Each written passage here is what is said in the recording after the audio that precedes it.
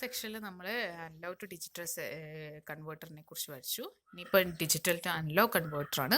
So അതായത് ഞാനിപ്പോൾ നിങ്ങൾക്ക് പറഞ്ഞു നിർത്തിയത് വെച്ചാൽ most of the signals are analog signals. അതുകൊണ്ട് തന്നെ നമുക്ക് അനലോഗിനെ ഡിജിറ്റലാക്കി മാറ്റണം ഫോർ ഈസി പ്രോസസ്സിങ്. ഓക്കെ, ആ പ്രോസസ്സിംഗ് ഒക്കെ കഴിഞ്ഞാൽ നമുക്ക് എന്ത് തന്നെ വേണം?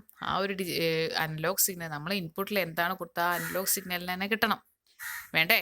സോ അതിന് വേണ്ടിയിട്ടാണ് നമ്മൾ എന്ത് ചെയ്യാനല്ലോ തിരിച്ചിങ്ങോട്ടേക്ക് കൺവേർട്ട് തന്നെ ചെയ്യണ്ടേ, നമുക്ക് എക്സാക്ട് ഫോമിലേക്ക് തന്നെ കിട്ടണ്ടേ. സോ അതിന് വേണ്ടിയിട്ടാണ് നമ്മൾ digital to analog converters use ചെയ്യുന്നത്. ഓക്കെ, സോ ലിസൺ, ഇവിടെ നമ്മൾ റെപ്രസെൻറ്റ് ചെയ്തിട്ട് ഒരു അനലോഗ് ടു ഡിജിറ്റൽ കൺവേർട്ടർ ആണ്. സോ അതിൻ്റെ ഇൻപുട്ട് എന്തൊക്കെ ഡിജിറ്റൽ സിഗ്നൽസ് ആയിരിക്കും, അതായത് 1 × 0 കോമ്പിനേഷൻ ആയിരിക്കും. സോ അതിനെ നമ്മൾ എന്താക്കി മാറ്റണം? നമ്മൾ നേരത്തെ നമ്മളെ കണ്ടിന്യൂസ് സിഗ്നൽ ആയിട്ട് തന്നെ മാറ്റണം, അല്ലേ? So for the proper digital to analog converter, there will be a parameters, resolution, reference voltage, settling time.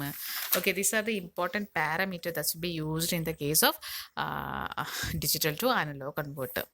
So അവിടെ വരുന്ന റെസൊല്യൂഷൻ എന്ന് പറഞ്ഞാൽ ഓക്കെ എത്രമാത്രം നമുക്ക് പ്രോപ്പറായിട്ട് നമ്മുടെ അനലോഗ് സിഗ്നലിനെ റീകൺസ്ട്രക്ട് ചെയ്യാം.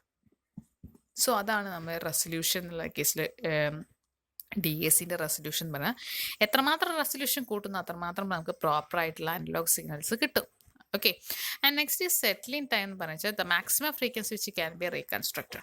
ഓക്കെ, സോ സെറ്റിലിംഗ് ടൈം എന്ന് പറഞ്ഞാൽ ടു ഡിസൈഡ് ദ, അതായത് നമ്മളിപ്പോൾ ഡിജിറ്റൽ സിഗ്നലാണ് നമ്മൾ കൊടുക്കുന്നതെങ്കിൽ കൂടി അതിന് കറസ്പോണ്ടിങ് ആയിട്ടുള്ള അനലോഗ് സിഗ്നൽ നമ്മൾ പ്രൊഡ്യൂസ് ചെയ്യുന്നത്. സോ ആ ഒരു അനലോഗ് സിഗ്നലിൻ്റെ ഒരു മാക്സിമം ഫ്രീക്വൻസി ഉണ്ടാവും.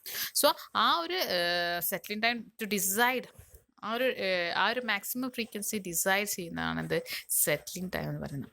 Okay, so listen, apart of these three parameters, there will be another ones. There will be gain error and offset error, non-linearity, total harmonic distortion, etc. Okay, so listen, this is the block diagram of a DAC, digital to analog converter. Okay, so listen,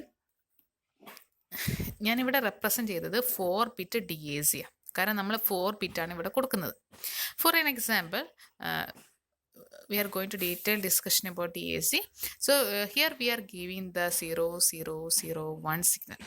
Okay, so this is our MSB. I already told you what is MSB, what is LSB. This is the LSB. Okay, so നമ്മൾ ഈ ഒരു signal input സിഗ്നലിന് നമ്മൾ എന്ത് ചെയ്തു? ഒരു 4 bit ആയിട്ടുള്ള input signal ഒരു 4 bit DACയിലേക്ക് നമ്മൾ കൊടുത്തു. So first block is digitally controlled switch ആണ്. ഓക്കെ, അതായത് നമ്മളിവിടെ കൊടുക്കുന്ന സിഗ്നൽ 0s ആണോ 1 ആണോ അതിൻ്റെ ബേസിൽ ഇവിടെ ഇപ്പോൾ 4 ബിറ്റ് അവിടെ റെപ്രസെൻറ്റ് ചെയ്ത് 4 ബിറ്റ് DAC ആണ്. അതുകൊണ്ട് തന്നെ ഇവിടെ 4 സ്വിച്ചസ് ആണ് ഉണ്ടാവുക. ഓക്കെ, സോ നമ്മൾ കൊടുക്കുന്ന ഓരോ സ്വിച്ചസിനും കറസ്പോണ്ടിങ് ആയിട്ടുള്ള സിഗ്നൽസ് 0 ആണോ 1 ആണോ നോക്കും. ഓക്കെ, 1 ആണെങ്കിൽ അത് ഓൺ ആവും, ആ സ്വിച്ച് എന്താവും? ഓൺ ആവും.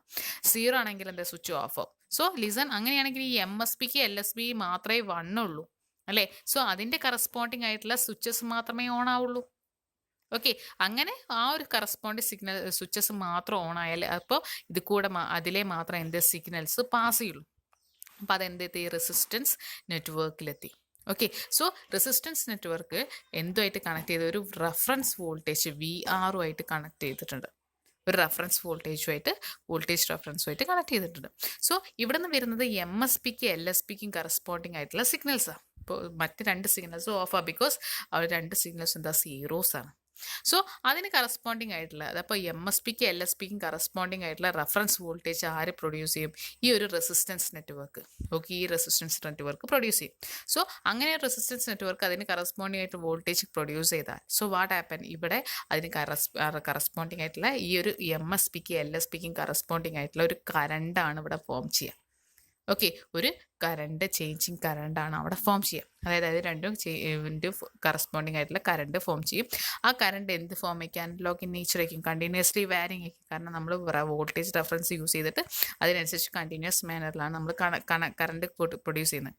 സോ നമുക്കിപ്പോൾ വേണ്ടത് DACയിൽ കറണ്ട് ഔട്ട്പുട്ട് ആണെങ്കിൽ, കറണ്ട് അനലോഗ് കറണ്ട് ഓപ്ഷൻ കറണ്ടാണ് വേണ്ടതെങ്കിൽ നമുക്ക് ഇവിടെ നിന്ന് തന്നെ ഔട്ട്പുട്ട് എടുക്കാം. അതല്ല നമുക്ക് എന്ത് വോൾട്ടേജ് സിഗ്നൽ അനലോഗ് വോൾട്ടേജ് സിഗ്നലാണ് വേണ്ടതെങ്കിൽ ഈ കറണ്ട് സിഗ്നൽ നമ്മൾ എന്ത് ചെയ്യണം? കറണ്ട് ടു വോൾട്ടേജ് കൺവേർട്ടറിലേക്ക് നമ്മൾ കൊടുക്കണം. സോ അവിടെ നിന്ന് കറണ്ട് സിഗ്നലിന് എന്തായി കൺവേർട്ട് ചെയ്യുക? വോൾട്ടേജ് സിഗ്നലായിട്ട്, കണ്ടിന്യൂസ് വോൾട്ടേജ് സിഗ്നലായിട്ട് കണക്ട് ചെയ്തിട്ട് കൺവേർട്ട് ചെയ്തിട്ട് നമുക്ക് എന്ത് ഔട്ട്പുട്ടിൽ പ്രൊഡ്യൂസ് ചെയ്യാം. Okay, so V out will be producers. So this is the way to produce a digital signal. അപ്പോൾ ഈ നമ്മളിവിടെ യൂസ് ചെയ്തിട്ടുള്ള 101ൻ്റെ കറസ്പോണ്ടിങ് ആയിട്ടുള്ള എന്ത് കിട്ടി? കണ്ടിന്യൂസ് സിഗ്നൽ ഇപ്പോൾ നമുക്ക് കിട്ടി, അല്ലെങ്കിൽ അനലോഗ് സിഗ്നൽ നമുക്ക് കിട്ടി. So this is the way to produce a analog signal from our digital. Okay, this is the block diagram for digital to analog converter. So next listen, based on the resistance network that's we used. Okay, based on the resisting network that's we used in DAC. Okay, these DACs can be divided into 3 types.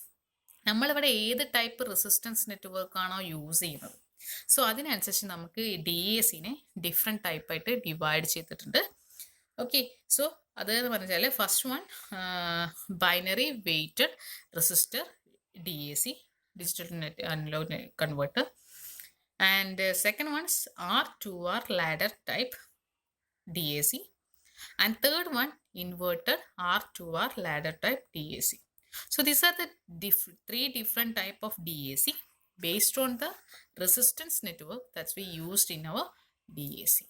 So നമുക്ക് ഇതിൻ്റെ R2R ladder type ഒന്ന് നോക്കണം. Okay, so we will discuss about this the different type DACs in next classes.